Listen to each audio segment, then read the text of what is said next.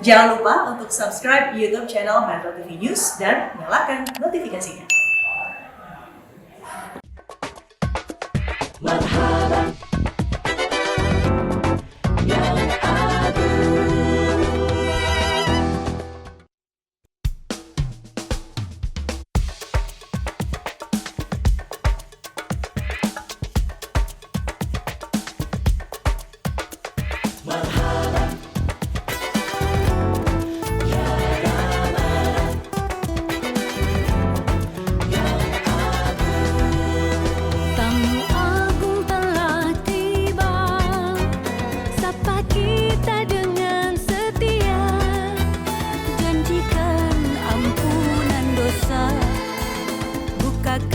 Pintu surga Ramadan ya Ramadan, bulanan penuh berkah, rindu kami tak tertahankan, beribadah penuh gairah. Adakah kita berdiam saja, biarkan dia berlalu percuma, iman hanya ucapan belaka, tanpa amalan secara nyata.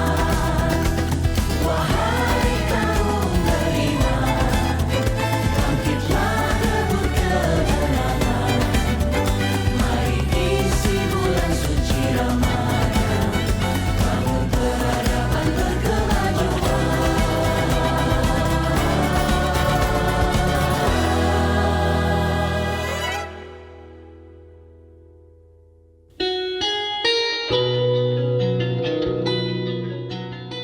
Tak banyak yang tahu bahwa nama Pulau Flores yang berada di Provinsi Nusa Tenggara Timur atau NTT berarti bunga. Nama itu berasal dari bahasa Portugis Cabo de Flores yang berarti Tanjung Bunga. Menyebut nama Flores tentu tak bisa dilepaskan dari keberadaan Taman Nasional Komodo yang berada di antara Pulau Sumbawa dan Pulau Flores, yang termasuk dalam wilayah Kecamatan Komodo, Kabupaten Manggarai Barat, NTT. Kawasan ini ditetapkan sebagai situs warisan dunia oleh UNESCO pada tahun 1991. Juga dinyatakan sebagai simbol nasional oleh Presiden Republik Indonesia pada tahun 1992. Untuk kawasan perlindungan laut pada tahun 2000, serta sebagai salah satu taman nasional model di Indonesia pada tahun 2006. Taman Nasional Komodo memiliki luas 173.300 hektar, meliputi wilayah daratan dan lautan dengan 5 pulau utama, yakni Pulau Komodo, Pulau Padar, Pulau Rinca, Gili Motang, Nusa Kode, dan pulau-pulau kecil lainnya. Kepulauan tersebut dinyatakan sebagai taman nasional untuk melindungi komodo yang terancam punah dari habitatnya.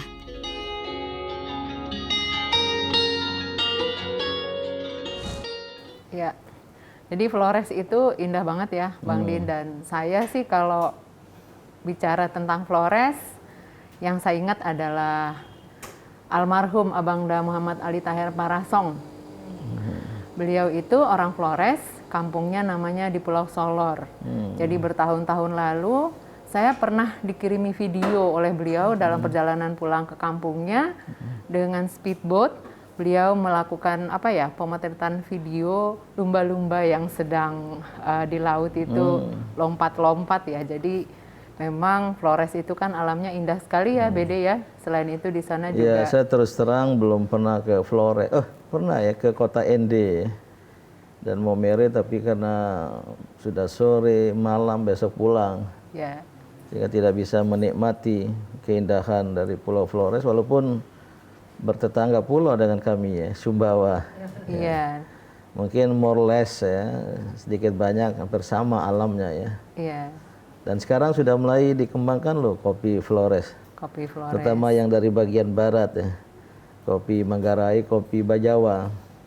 Dan yang menarik, kopi di sana sama dengan di Sumbawa itu kawa. Dari bahasa Arab, kohwa. Kawa. bahwa Flores punya alam yang indah sudah banyak diketahui. Ada satu gunung bekas meletusnya gunung dulu yang kemudian jadi danau 3 warna ya. Danau 3 warna, nggak tahu itu warna apa, saya belum pernah lihat ya. Nah, tapi sebagaimana daerah-daerah lain di Flores ini juga kaya dengan kearifan lokal, budaya ya. Dan yang ada yang cukup populer bahkan dilakukan oleh seorang penyanyi Flores itu. Judul yang akan kita bahas ini atau kearifan lokal Amcekoen Tamabakole. Kira-kira artinya biar sedikit asal ada yang dibawa pulang. Dan saya tanya kepada beliau, ternyata anak-anak Flores, terutama anak laki-laki, kalau keluar rumah entah ke gunung, ke sawah, ke ladang, ke laut, harus ada dibawa pulang ke rumah. Malu rasanya. Apapun itu. Iya, kalau dia pulang rumah dengan tangan kosong gitu. Ini kan menarik sekali ya. Ya, nanti coba kita lihat apa penjelasan dari falsafah ini menurut ahlinya nanti.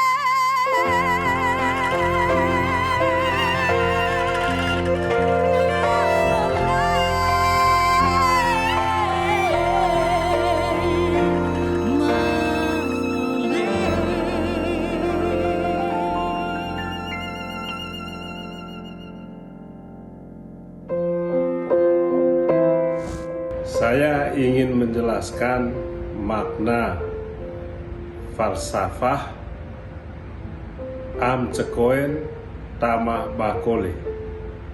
Ini falsafah yang menjadi tradisi dan pedoman dalam masyarakat suku Manggarai.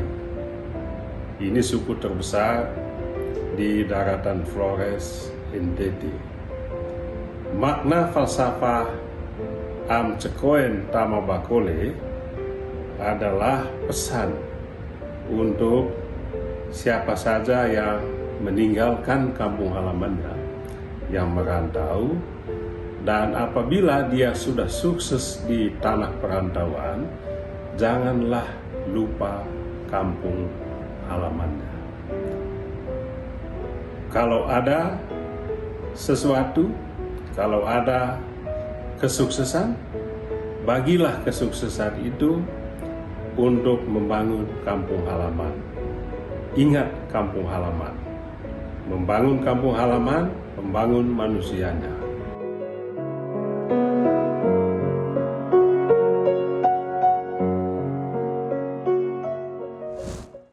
Bang, daripada nggak bawa pulang ya, lebih baik bawa apapun itu, yang di rumah itu lihat tuh senang meskipun mungkin sedikit gitu ya. Jadi bahagia melihat ada yang dibawa, ada yang dimakan gitu. Dan Mungkin juga itu mungkin kali ya. bagi yang berusaha ya, beda yang bekerja. Kalau bekerja pulang tangan kosong kan rasanya bagaimana gitu. Iya. Jadi betul.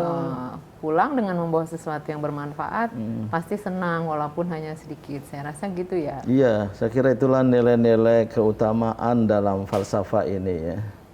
Yaitu ditanamkan satu nilai atau etos kerja dan usaha.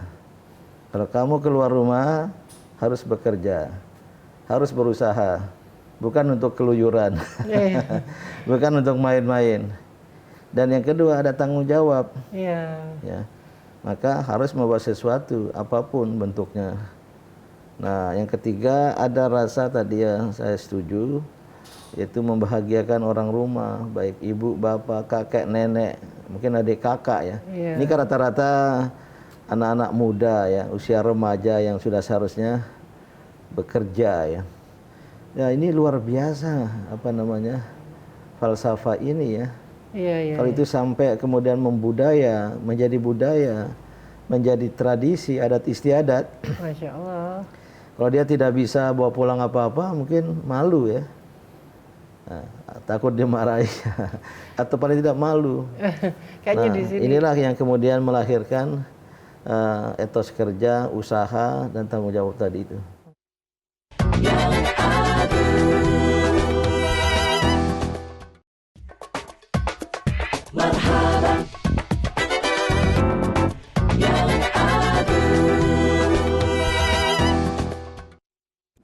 Bang Din sama Mbak Diana ini terkait tadi dengan falsafah walaupun sedikit harus ada yang dibawa pulang. Itu kalau kita singgungkan dengan nilai-nilai dalam Islam itu kira-kira bagaimana itu Mbak Diana? Jadi kalau seperti yang sesuai dengan ini blog gitu ya, insya Allah bisa kita lihat di ayat Al-Quran, wa ma min dabbatin fil ardi illa 'alallahi rizquha wa ya'lamu mustaqarraha wa mustaudaha wa kullun fi kitabim mubin. Jadi Allah sudah mengatur rezeki hambanya di bumi ini, di mana dia berada, dan dia tahu bagaimana dia mendapatkannya dan bagaimana dia menyimpannya. Semua itu sudah ditulis oleh Allah. Ada catatannya di Lauhil Mahfuz. Jadi itu seperti ada ininya ya, kontaknya dengan orang-orang di Flores bahwa sudah tersedia rizki, dia tinggal Iya. berusaha untuk Jadi mengambilnya kewajiban atau perasaan wajib membawa sesuatu janganlah menjadi sesuatu yang ditakuti ya. Karena Allah sudah menyediakan rezeki bagi manusia, bahkan bagi binatang melata tadi itu, dabah sudah ada rezekinya, apalagi manusia. Nah, tapi di luar itu, di atas itu, falsafah dan budaya Flores ini lebih tinggi lagi. Pertama, harus bekerja mencari rezeki Allah tadi, sudah ya. Tidak perlu khawatir, insya Allah selalu akan ada rezeki. Iya. Tapi falsafah Flores ini ada nilai tambahan untuk mencari rezeki, bekerja, berusaha, dan untuk bawa pulang tadi itu lahir dari sebuah sikap atau tidak kesadaran tentang tanggung jawab. Bahwa seorang anak berapapun usianya yang sudah mencapai usia balik, sudah dewasa ya, dia harus punya tanggung jawab. Bukan untuk dirinya sendiri, Tapi untuk keluarga. tapi untuk keluarganya, baik orang tuanya masih hidup atau mungkin dia menjadi kepala rumah tangga karena yatim piatu dan akhirnya harus menyantuni adik-adiknya gitu. Jadi Ini ada ini tanggung jawab di Mungkin sini. bisa menjadi bagian dari penghormatan kepada orang tua ya Bede ya. Apa Ya, berbakti pada saya kira orang ya tua. kalau kebetulan si anak masih punya orang tua, maka di sini juga ada dimensi birrul walidain ya. Iya. Banyak ayat Al-Qur'an kan tentang apa? Kita dianjurkan untuk berbuat baik pada orang tua atau apa? Di antara pesan Luqmanul Hakim itu, janganlah menyekutukan Allah Yang kedua berbuat dan baik. pada orang tua untuk berlaku birrul walidain ihsana, berbuat ihsan pada orang tua. Ya, itu juga saya kira iya ya. Jadi apa ya? Kesadaran dari seorang anak muda, ini laki-laki ya. Itu mungkin juga perempuan. Ya. Tapi jangan pergi jauh-jauh, perempuannya kembali nanti. Itu ada dimensi tanggung jawab. Maka dia bekerja, berusaha mencari rezeki yang telah disediakan oleh Allah. Yang kedua ada dimensi dia berbuat baik pada keluarga, pada orang tua.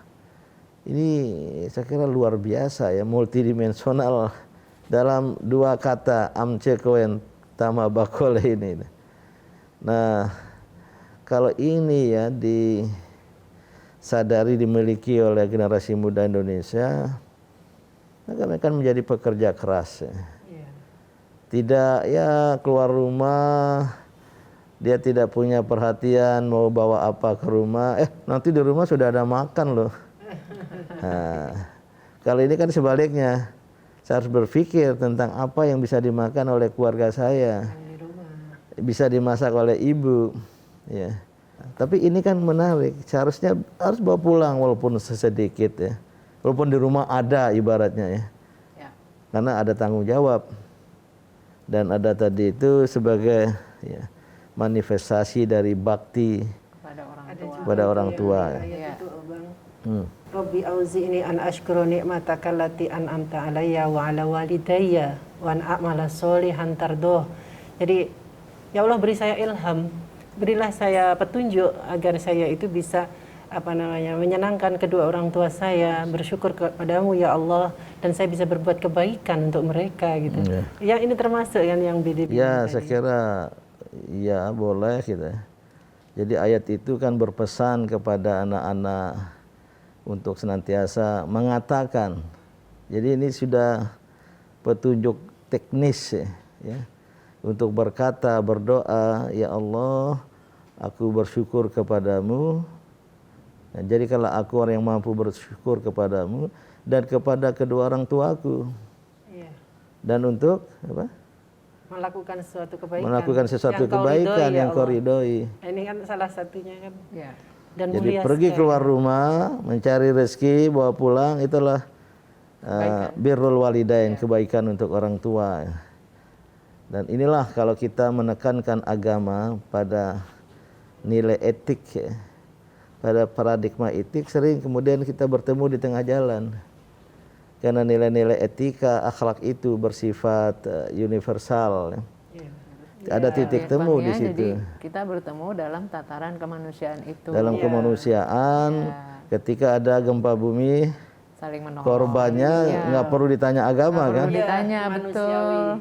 Betul Bang Din. Ini yang bolak-balik ke Mamuju terakhir ini Siapa demi aja harus kemanusiaan. ditolong, Ini yang sudah pernah kita katakan di ruangan ini juga ya, bahwa keberagaman sejati itu adalah keberagaman yang manusiawi. Keberagaman yang humanis, yang menekankan pada kemanusiaan. Karena umat manusia yang berbeda agama, bangsa, suku, bahasa, dan budaya adalah makhluk ciptaan Allah yang perlu juga kita muliakan. Dan oleh karena itu ketika kita beragama menurut agama kita bukan untuk sesama pemeluk agama. Iya. Islam datang rahmatan lil alamin. Untuk semua manusia, bahkan semua alam semesta, fauna dan flora harus menjadi alamat dari pengkhidmatan dan kebaikan kita dalam hidup Kira ini. Di Al-Maun kita disuruh menafkahi anak yatim dan memberi makan orang miskin juga Tanpa tidak melihat disebut agama. agamanya, kan? Betul. Justru kita disuruh menolong siapapun yang sulit. Dan neraka wailah bagi orang sholat. Ya, yang Kalau lalai, sholatnya ya, hanya untuk dilihat, betul. kalau sholatnya tidak fungsional, terutama untuk berbuat bagi kemanusiaan tadi itu. Iya. Setuju, Bang Din.